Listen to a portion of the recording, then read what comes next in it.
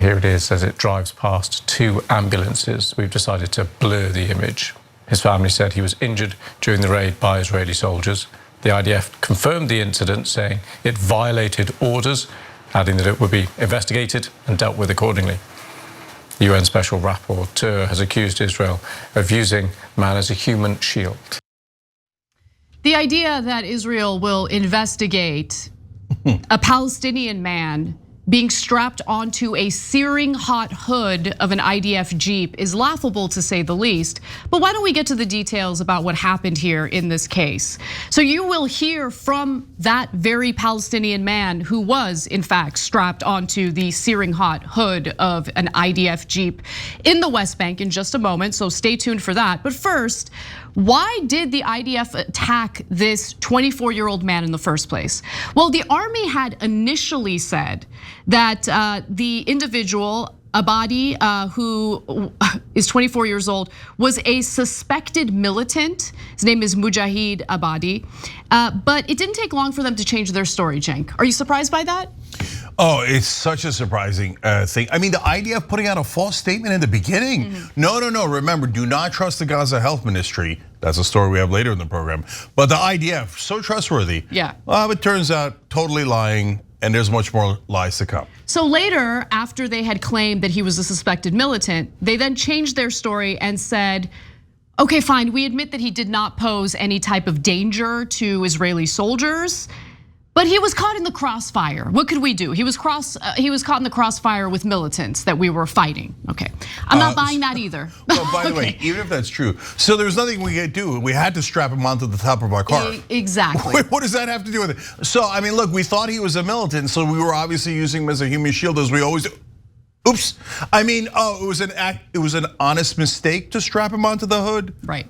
I mean, it was anti-Semitic to accuse them of strapping them onto the hood, even though we have video of it. I don't know, they'll make up something. Don't worry, Israel's gonna investigate it, just like they investigated the killing of Hind, that little 8-year-old who was trapped in a car and then died. And they have prosecuted the bejesus out of those folks. Totally. Okay, just so if you understand, if you're not familiar with this, why we're being sarcastic, the military court that the IDF runs is a joke. 99% of the cases brought before it, they say, oh, innocent, again and again and again and again. Wow, look at that.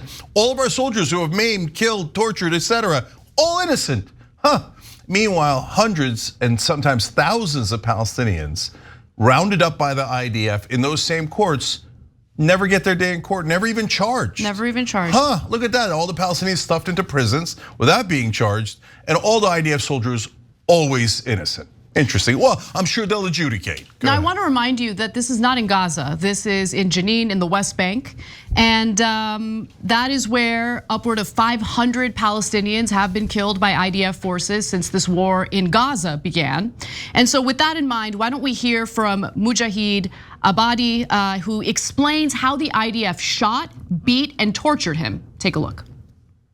I received a phone call yesterday morning that Israeli special forces are in the neighborhood. I was at my uncle's home. My cousins and I stepped out to check and found them a few meters away.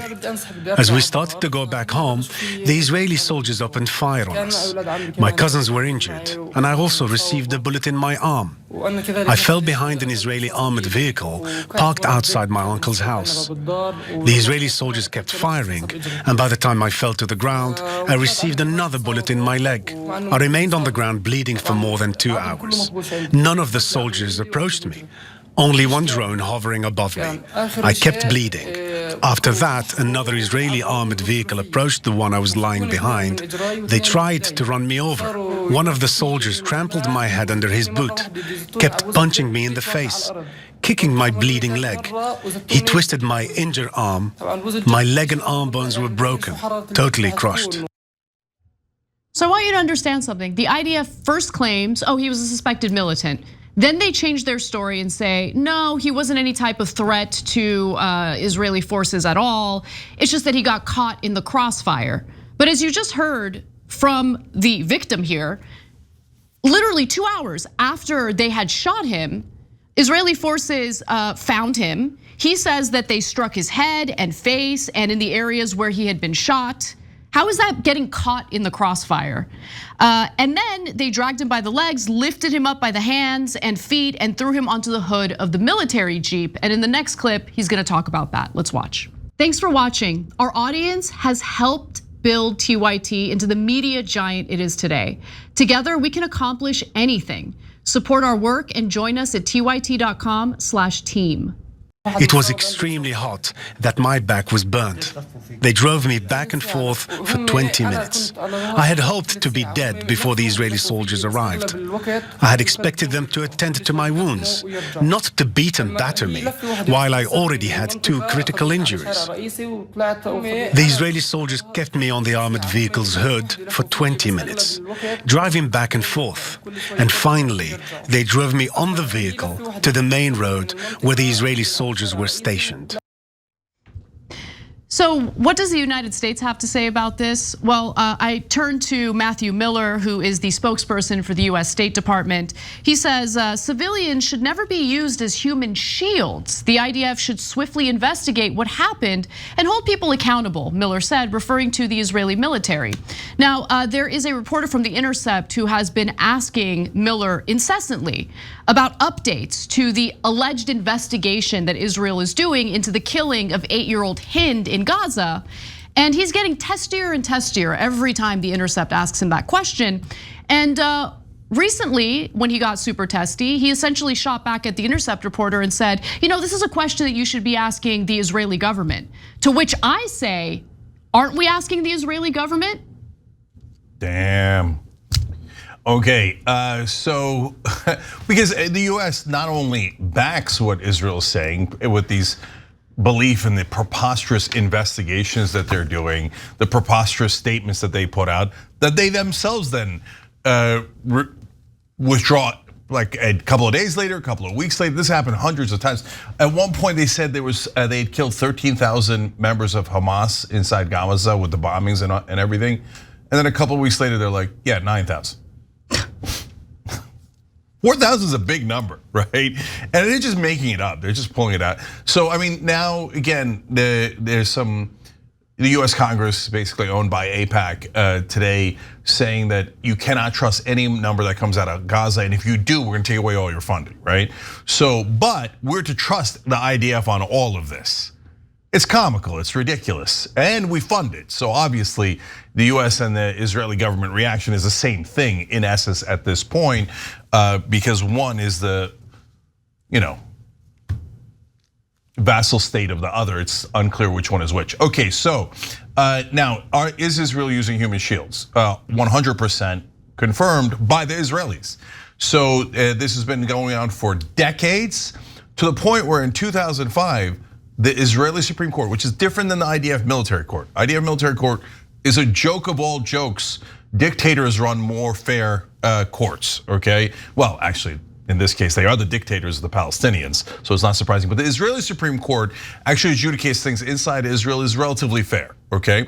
So Israeli Supreme Court in 2005 said the military must stop using human shields because they were using them so often, so brazenly, that even Israel's own Supreme Court was like, guys, I mean, come on, remember our propaganda about how they're using the human shields? Except that's not at all true, I'll come back to that in a second. But you're using literal human shields. We've shown you videos in the past where Israeli soldiers will hold up a child in front of them, okay? Oftentimes what they were doing, according to the courts, were they would have the Palestinians go walk on land and pick up objects they thought might be bombs. So if it goes off, at least a Palestinian kid is dead instead of them. Okay. Oh, I heard terrorists do that. Yeah, no, well they do, it's called the IDF. And so in 2021, they used an Associated Press reporter as a human shield. So don't look at this as like, oh my God, wild aberration, I can't tell who's right or wrong. Maybe it was a couple of guys who went rogue. No, the IDF has used human shields over and over and over again to the point where their own Supreme Court sanctioned them. Guys, I mean, like, you have to be in denial, okay, to think that the IDF did nothing wrong here. There's a video, we all see it. They strapped a man who's bleeding out after being shot multiple times by the IDF to the hood of a searing hot Jeep, a military Jeep. What, like, how are you gonna make excuses for that? No, I really want to hear it. I really want to hear the excuses for that. Oh, it's so easy, it's so easy. The video is anti-Semitic. Oh, okay. Wow, It doesn't great matter. point. You just, great point. Yeah, you just fill in the blank anti-Semitic. So now, guys, again, if you're a lot of our audience is outside the United States, so again, you must be confused.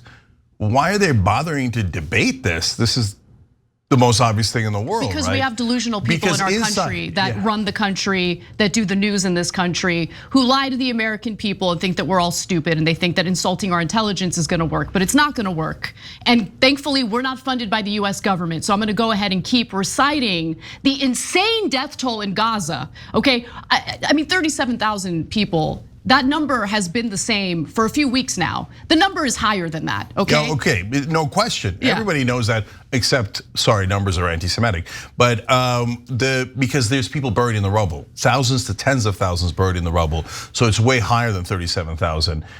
So look, I mentioned, so just to finish the thought that I was saying, inside the US is a gaslighting factory. So this is like one of the few shows that actually say things that are just like, again, brazenly, obviously true, right? But the rest of the propaganda is no, it's don't believe your lying eyes. Israel doesn't use human shields. The Palestinians do. That's why we had to bomb and kill so many of them, right? So that's the main justification for killing 37,000 people, 15,000 children murdered. I'm sorry, they were all accidental killings because Hamas is guilty for using them as human shields. So let me break down that argument super quick. So we've talked about the Armenian genocide in the past, right? So anytime there is a rebel force or terrorist, to pick your words, any word you like, okay, that fights an empire or a much stronger country that they're within, right? And the Armenians were occupied by the Ottoman Empire. They don't have military barracks. So did Armenian rebels attack Turkish forces? Yes. Did they sometimes attack Turkish civilians? Yes. But did that give the Turks the right to wipe out all of those Armenians? The great majority of whom were civilians? No, of course not. But this day and age, they would have said that the Turks had a right to defend themselves and that the Armenians were using human shields. They were hiding within their own civilian population. Well, of course they were. Where else would they be hiding? Were they gonna go to a different country? Were they gonna set up a Pentagon? Because they were rebelling against the mighty empire who was occupying them. So this idea, like throughout history, whenever somebody fights an occupation, an empire, etc., they fight with whatever they have and with wherever they are. Just calling all of them human shields so you have an excuse to slaughter them is not at all persuasive, other than to the lunatics that run the US, because they're not looking for a rational explanation. They're just looking for a fig leaf excuse so they can take the AIPAC money and all the other money and go, oh yeah, it is all Palestinian fault. Poor Israel was forced to use them as human shields and then slaughter them. You see how it is the Palestinians that are the violent ones. So a few other data points here. I had referenced this earlier, but I want to give you exact numbers as reported by the Associated Press. So in the West Bank, not in Gaza, in the West Bank, Israeli forces have carried out near nightly raids, often setting off gun battles with militants, and over 550 Palestinians have been killed. Now, they also stand by as Israeli settlers drive Palestinians out of their homes. They stand by as those settlers treat Palestinians violently. All of that happens in the West Bank. It has nothing to do with Hamas. It has everything to do with everything we know already, right? What Miriam Adelson donated $100 million to Donald Trump for, in order to ensure that the US government will not stand in the way as Israel annexes the West Bank. So that's coming. And if you think I'm only being critical with Trump on this issue, let's talk a little bit about what Biden's up to. Because Barak Ravid has just reported that the Biden administration is expected to soon release 500-pound bombs that were part of a weapons shipment to Israel put on hold in April over the US concerns on Israel invading Rafah. Now, Israel didn't listen to the United States, doesn't care to listen to the United States, because they know that Biden will never use his leverage against the far-right government of Israel. And so they went ahead and invaded Rafah anyway, killed a ton of people already, displaced people in Rafah who had already been displaced from other parts of Gaza. And now, quietly, the Biden administration thought, okay, we're gonna now allow for these weapons shipments to continue, and hopefully no one will notice. Yeah, and by the way, no one noticed that AIPAC spent $14.5 million in the Jamal Bowman race and he was defeated. No one in Congress took note of that, right? No, of course, Mediaite, actually with a rare, great piece, I don't mean in terms of Mediaite, I mean in terms of rare in mainstream media, period, explaining how a bunch of Democratic congressmen off the record, because they're scared of AIPAC, giving them quotes saying, yeah, of course they run the place. You think anybody wants to have $14.5 million spent against them? Yeah. It's an unbelievable amount of money. It guarantees a loss. So now it's over. They all work for AIPAC. And if that offends you, literally reality offends you. But hey, take solace that they also work for big pharma, big oil, big banks. They're just completely and utterly corrupt, and they will work for anyone who gives them campaign checks. So that's why now we have, and there's another story later in the show, watch the whole show live, Mondays through Friday at 6 o'clock Eastern. Fetterman goes and does a hostage video with Netanyahu. Lindsey Graham goes, Lindsey Graham's my favorite because he held a sign that said, like basically, more for Israel, literally, more for Israel. It's like a literal hostage video.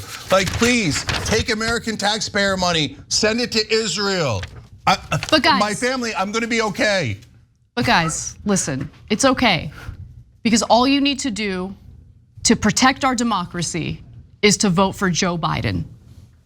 Don't you feel great about the democracy we live in right now? Oh, what a wonderful democracy. What a joke. Look, guys, that's why these two choices are a joke. One is like, no, we're not like Trump. Trump is personally corrupt, and that's true. He's going to the Adelsons. He already did it with Sheldon twice. He's going to Miriam now. What do you need? You need American foreign policy, no problem. Everybody knows, New York Times now reporting it for the third time, New York Times, that Donald Trump moved the US Embassy, risking a giant war in the Middle East, because Sheldon Adelson gave him $100 million in both 2016 and 2020 races. I mean, they're just literally buying US foreign policy with Trump. Yep. So when Biden points that out, that's true. But his side is, no, we're not personally corrupt like that meanie Donald Trump. We're systemically corrupt. We take donations from all the big donors and serve all their interests. So we're not just screwing you for our personal interest, we're screwing you institutionally like a goddamn machine running over you over and over again. But don't worry, mainstream media and Morning Joe will tell you we're the good guys. So boo Trump, but no, by angel. What a decent man. Yeah, and you know why Joe Biden has helped the US government send over $300 billion to Israel? Because he has such a special relationship with Israel. Right. It's not the $11.2 million he's taken from AIPAC. No, that didn't affect him. I swear to God, if you live outside of America, American media, universally, all of them say that $11 million has never affected Joe Biden. It's just that he has a soft spot in his heart for Israel. Can anyone really be that unintelligent? It's the entire American media press corps. That's unbelievable. So that's why, yeah, it's an obvious human shield. It's what Israel does all the time. They humiliate the Palestinians daily. The occupation has been brutal, oppressive. It's destroying the identity of Israel, let alone the Palestinians. Netanyahu has said that he's in the middle of doing from the river to the sea. He literally said it. And American media and politicians go around kissing his ass and saying, no, if you point out things that are true, we have one word for you, and it's the magic cure-all that fixes everything. Anti-Semitic, we win. Do you? Yeah, well, that smear doesn't work. It has lost its power. And that's a damn shame, because when actual anti-Semitism emerges, people are gonna question the merit behind that argument. So, of course they are. So congratulations. There's never been a larger boy who cried wolf than not regular citizens, okay? Regular citizens, Jewish Americans are actually scared because they're also the victims of that propaganda. So they believe it. They think that pogroms are around the corner.